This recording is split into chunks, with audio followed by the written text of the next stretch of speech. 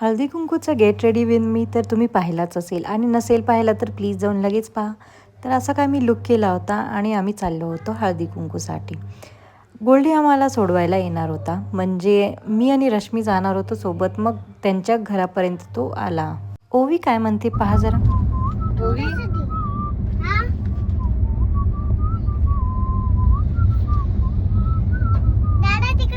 जाऊ दे, डॅडा कार चालवतोय, डॅडाला नाही बघायला. आज मी चलती वीरू केले मम्मा आणि रश्मी मावशी मिळून मंदिरात चालले. दादा आणि मी आणि वीरू आणि त्याचे दादा काम करणार ऑफिसचं. इथे मी आणि रश्मी निघालो होतो हळदी कुंकूसाठी. ते बावधानला होतं. मग रश्मीने त्यांची कार घेतली, आम्ही त्यांच्या कारमध्येच निघालो.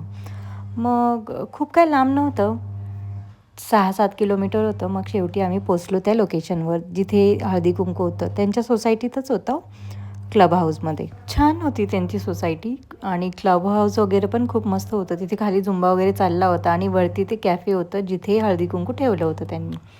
तर इथे बघू शकता तुम्ही, त्यांनी मस्त एंट्रन्सवरती लिहिलं होतं की प्रणिता आणि प्रसादचा हळदी कुंकू. हे आहेत ते प्रणिता आणि प्रसाद.